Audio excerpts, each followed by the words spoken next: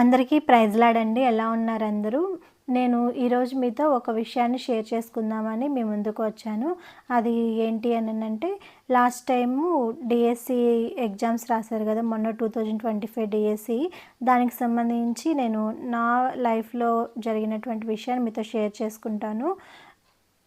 అది ఏంటి అనంటే, నేను అంతకుముందు లాస్ట్ ఇయర్ అంటే జగన్ గారు ప్రభుత్వం దిగేటప్పుడు డీఎస్సీ పడతది, వేస్తాము అని చెప్పేసి అన్నారు కదా! ఆ టైంలో సరే డీఎస్సీ నోటిఫికేషన్ పడుతుంది అని ఆ టైంలో నేను చదువుకున్నాననమాట. కానీ అది పోస్ట్‌పోన్ అవ్వడము, తర్వాత 1 ఇయర్ తర్వాత రావడము అట్లా జరిగింది. నేను ఇంక బ్రేక్ ఇచ్చేసాను. నేను చదవలేదు.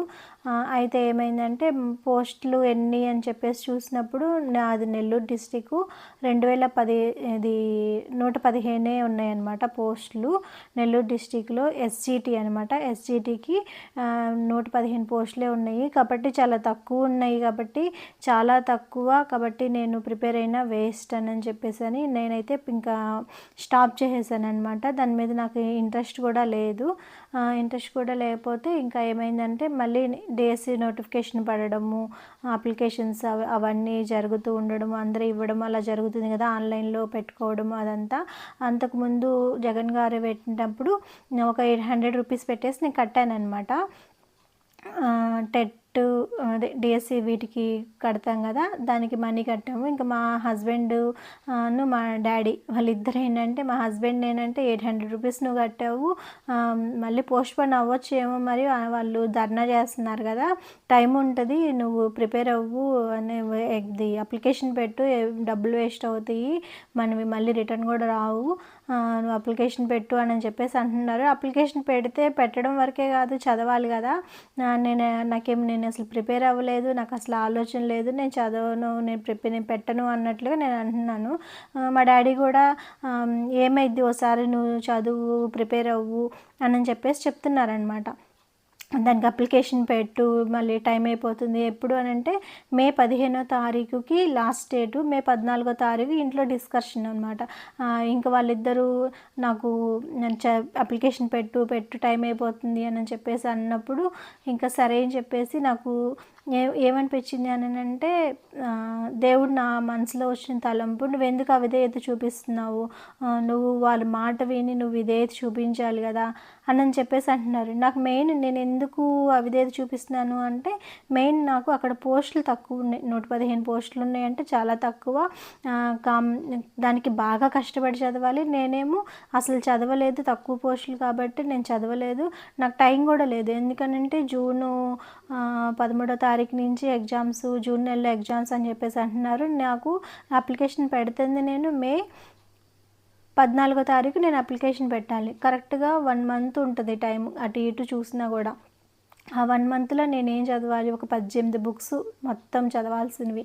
ఆ 18 బుక్స్ ఒకసారి రివైండ్ చేయడానికే టైం సరిపోయిద్ది. ఇంకా దాన్ని ఒకసారి చదవడానికి చాలా టైం పట్టిద్ది. మళ్ళీ దాన్ని రివైండ్ చేయాలి. ఇవన్నీ చాలా కష్టం అనమాట. చాలా బర్డెన్ అయిపోయిద్ది. అందుకని చెప్పేసి అంత నేను రిస్క్ తీసుకోలేను. ఒకవేళ రిస్క్ తీసుకున్నా నాకు ఎట్లా వస్తుంది, రాదు కదా అని చెప్పేసి నేను ఇంట్రెస్ట్ పెట్టలేదనమాట. ఒకవేళ పోస్టులు ఎక్కువ ఉంటే చదివి నేను జాబ్ సంపాదించగలుగుతాను. పోస్టులు తక్కువ ఉన్నాయి, నేను ఎలా రాదు కదా, చదివి కష్టపడి చదివినా కూడా నాకు ప్రయోజనం ఉండదు అని చెప్పేసి నేను వద్దు అనుకున్నాను. అయితే దేవుడు నాకు చెప్పింది, వాళ్ళ మాటలు నువ్వెందుకు వినకూడదు, నువ్వు వారికి విధేయత చూపించు, నీ తండ్రి చెప్తున్నారు, ఒక పక్కన భర్త చెప్తున్నారు, ఇద్దరు చెప్తున్నారు కాబట్టి నువ్వు విధేయత చూపించు అని చెప్పేసి నాకు అనిపించింది. సరే అని చెప్పేసి నేను దేవునికి ప్రార్థన చేసుకునే, దేవా నాకైతే ఇష్టం లేదు, ఇంట్రెస్ట్ లేదు, కానీ నా భర్త చెప్తున్నారు, నా తండ్రి చెప్తున్నారు కాబట్టి వారి మాటలకి నేను విధేయత చూపించాలి కాబట్టి నేను అప్లికేషన్ పెడుతున్నాను. ఇప్పటి నుంచి నేనైతే స్టార్ట్ చేస్తాను చదవడం, నువ్వే నాకు హెల్ప్ చేయి, సిలబస్ అయితే చాలా ఉంది, నా వల్ల అవ్వదు, నువ్వు హెల్ప్ చేయి అని చెప్పేసి నేను ఆ విధంగా ఆ రోజు వెళ్ళి అప్లికేషన్ పెట్టాను అనమాట. లాస్ట్ ఇంక రేపుడుతో అయిపోతుంది. ఆ రోజు ముందు రోజు పెట్టాను నేను. ఇంకా ఆ రోజు పెట్టి వెళ్ళి ఇంటికి వచ్చిన తర్వాత ఈవినింగ్ నుంచి నేను స్టార్ట్ చేశాను. అయితే నాకు పక్కన టెన్షన్, సిలబస్ చాలా ఉంది, నేను కవర్ చేయలేను, అది ఇది అని చెప్పేసి మైండ్ చాలా ప్రెషర్ తీసుకుంటా ఉంది.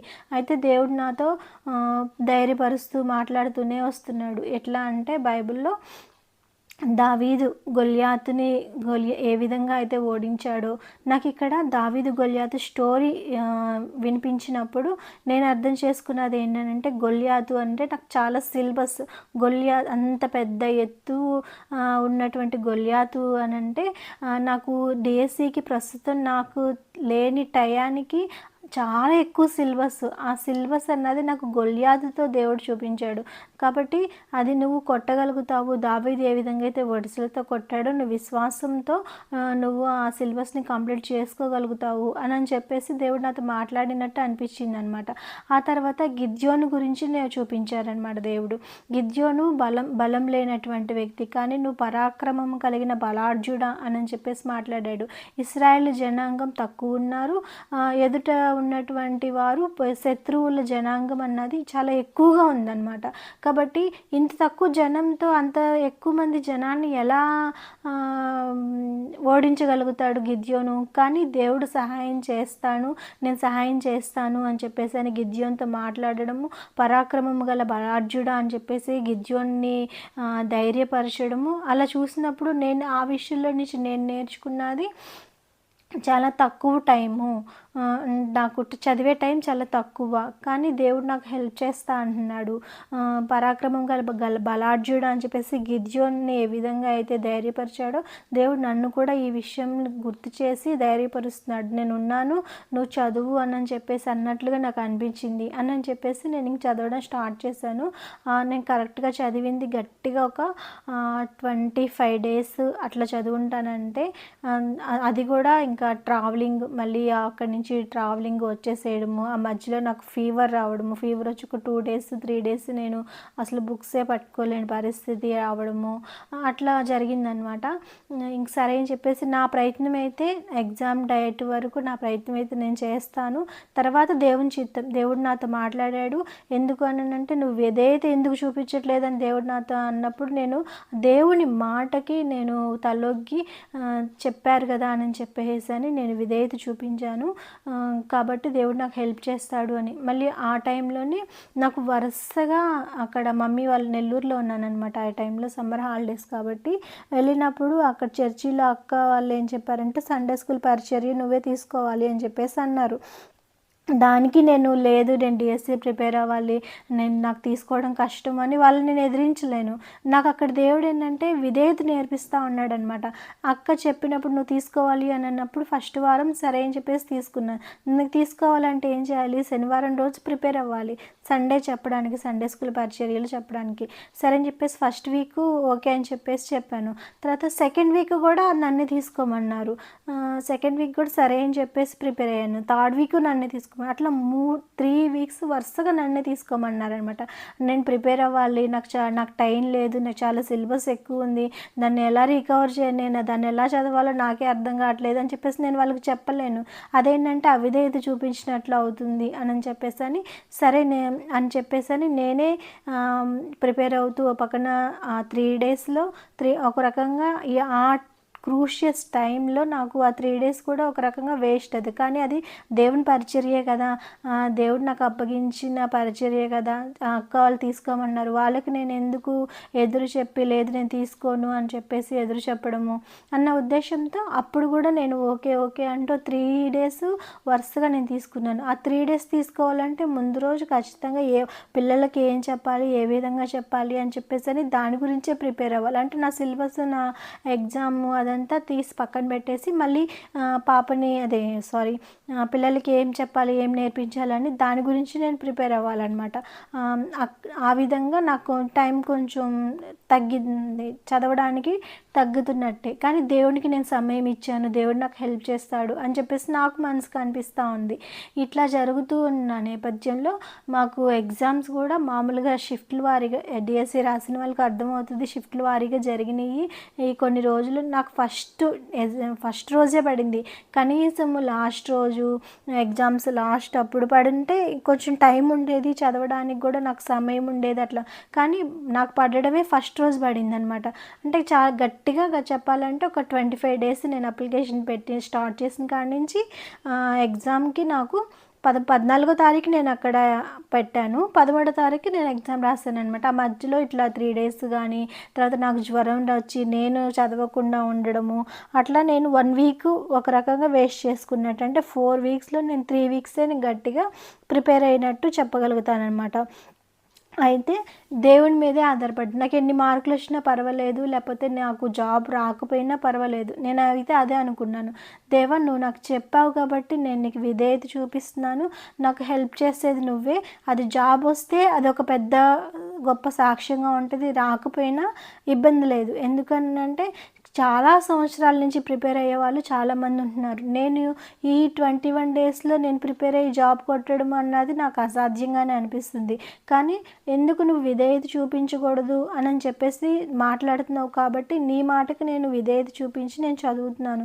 కాబట్టి నాకు ఎన్ని మార్కులు వచ్చినా కూడా నాకు సంతోషమే అని చెప్పేసి అని నేను ప్రేయర్ చేసుకుంటూ ఆ విధంగానే ఎగ్జామ్ రాశాను అనమాట. అసలు ఆ ఎగ్జామ్లో నాకైతే చూసినప్పుడు అసలు ఆ 18 subjects నేను చదవాలంటే అది అసాధ్యం.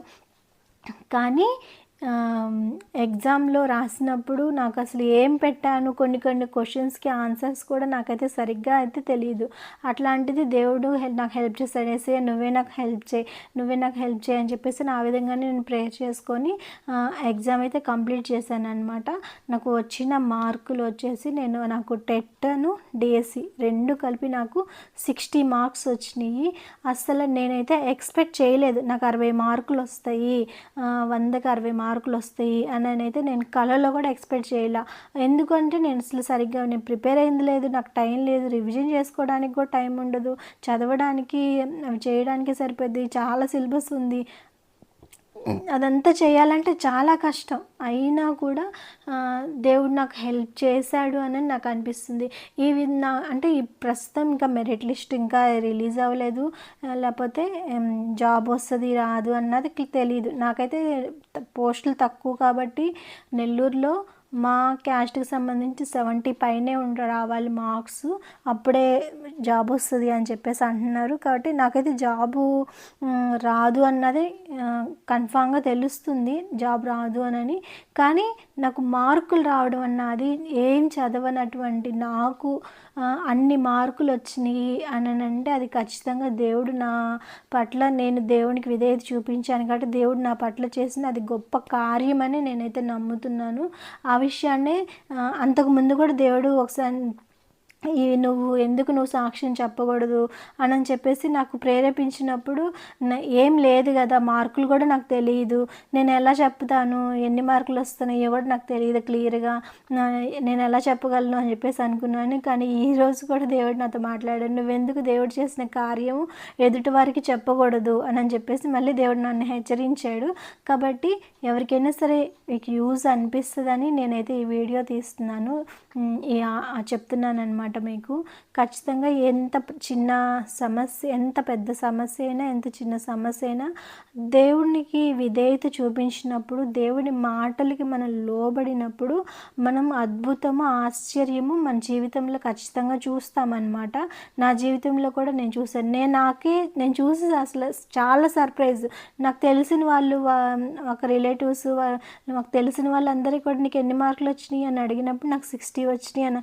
అసలు ఏం ప్రిపేర్ అవ్వలేదు కదా, మేము చాలా రోజుల నుంచి ప్రిపేర్ అవుతున్నాం, నాకే అంత వచ్చినాయి, లేకపోతే నాకు నీకన్నా తక్కువ వచ్చినాయి, కానీ నీకు అంత వచ్చినాయి అని అంటే అసలు ఏం ప్రిపేర్ అవ్వకపోయినా కూడా అంత వచ్చినాయి అని అంటే అది చాలా గ్రేట్ కదా, కొంచెం బాగా ప్రిపేర్ అవ్వాల్సింది, ఇంకా కొంచెం ఎక్కువ టైం తీసుకొని ప్రిపేర్ అయ్యి ఉంటే నీకు ఖచ్చితంగా వచ్చిండేది జాబు అని చెప్పేసి అంటున్నారనమాట.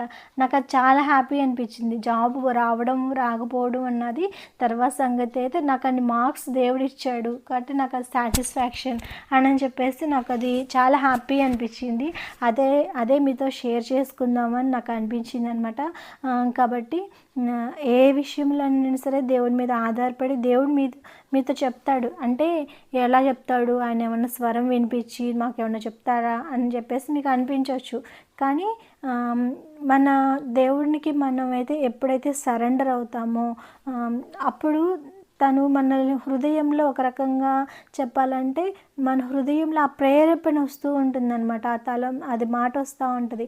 అది ఓకే, ఇది దేవుని హెచ్చరిక అని చెప్పేసి మనం గ్రహించే వారంగా, ఇది దేవుని మాట అని మనం గ్రహించే వారంగా ఉండాలి. ఆ విధంగా ఉన్నప్పుడు దానికి విధేయత చూపించినప్పుడు మన జీవితంలో ఖచ్చితంగా దేవుడు కలుగు చేసుకొని అద్భుతము ఆశ్చర్యకార్యం జరిగిస్తాడనమాట. కాబట్టి ఈ చిన్న సాక్ష్యాన్ని దేవుడు దీవించి ఆశీర్వదించిన గాక. మీరందరూ కూడా సాక్ష్యం ద్వారా బలపడతారు అని చెప్పేసి నేను నమ్ముతున్నాను, విశ్వసిస్తున్నాను.